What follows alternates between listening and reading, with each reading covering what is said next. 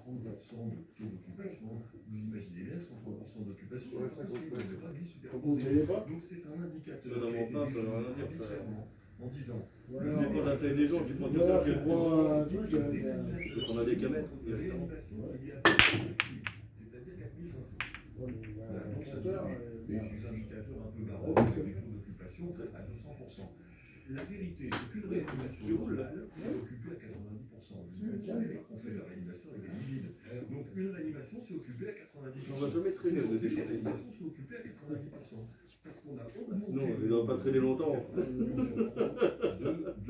C'est de pousser ces machins-là. Mais n'allons pas faire paniquer les Français en imaginant que... Les géomètres, tout ça, qu'est-ce qui est le ressort qui explique les maîtreurs, maintenant c'est des nouveaux appareils, ils font tout par drone. Avec un laser, avec un drone, avec un laser. Parce que l'homme est un animal grégaire. Il suffit qu'il y ait un mouton de caisse aussi deux conneries. C'est comme si tu conduis un petit télécommandé, quoi. Télécommandé, un petit RC, quoi. Salon mondial du modernisme. Le point de départ, c'est cette tribune insensée dans le journal du dimanche, et depuis, il y a cet affrontement, La dernière fois, que l'on dit affrontement, entre un certain nombre de médecins de la PHP, et puis des voitures télécommandées, tout ça. à qui l'un Et reproche sauf que c'est du drift avec. Vous avez leur circuit, c'est du drift. Bon, je pense qu'il C'est faut dans un le peu bois, commencer à oublier, et puis essayer de Donc, voir t'entends comment le ça sort. bruit, comment ça hurle. Il est vrai quand même, docteur, c'est compliqué, mais pas Et ça. puis, tu mets tes exprès, tu achètes. Au bout de tous les 2-3 tours de circuit, tu les changes les pneus. Aussi alarmiste, paniqueur et paniquant, qui a été tenu par un certain nombre de médecins. Me semble-t-il, la plus grande question, c'est Je voulais la draguer. là, on maîtrise un peu la situation, mais si on ne prend pas de mesure, est-ce qu'on est capable que ça passe ou ça ne passe pas? La courbe, par exemple à Paris, la courbe de l'évolution des derniers jours est plutôt en baisse. Je parle de la décélération.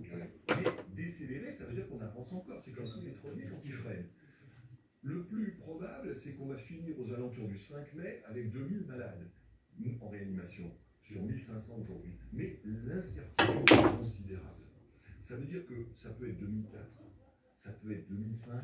On ne peut pas encore le dire, il faut surveiller au jour le jour.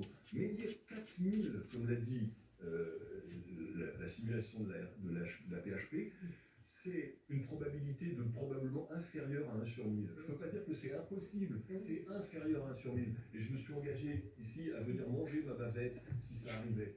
Le patron, on va le savoir rapidement, le patron de la PHP, Martin Hirsch, avait dit le 6 avril entre 2000 et 2800. Vous allez tout de suite voir qu'on ne les aura pas.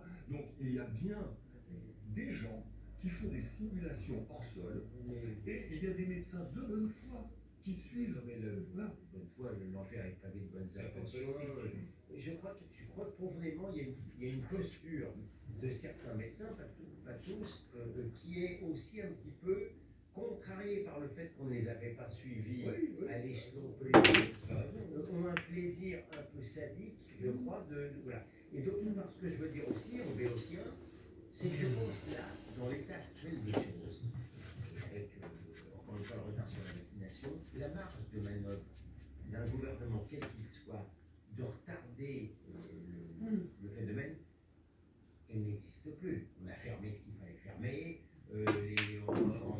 les gens se masquent comme ils peuvent se masquer, les autres qui ne veulent pas se masquer ne se masqueront pas. Je dis maintenant la marge de manœuvre d'un gouvernement pour endiguer cela avant que la vaccination soit faite, je pense qu'elle est presque zéro.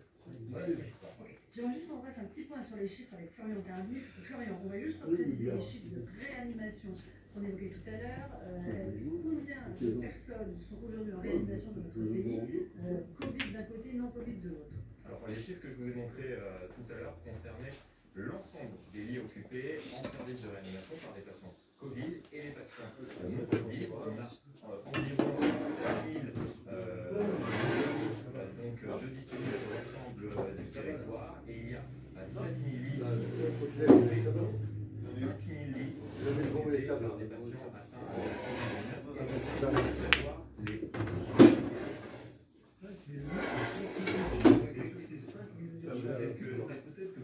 c'est ce qui explique, c'est-à-dire dans le compte, quand le gouvernement fait donc le compte des lits occupés, quand il parle de soins critiques ou de réanimation, c'est 5000 lits qu'il qualifie de lits occupés en service services de réanimation sur les chiffres. Mais t'as avec ça, vous allez à l'hôpital, ouais. Le gouvernement. Je voulais faire juste un tout petit point qu'on a.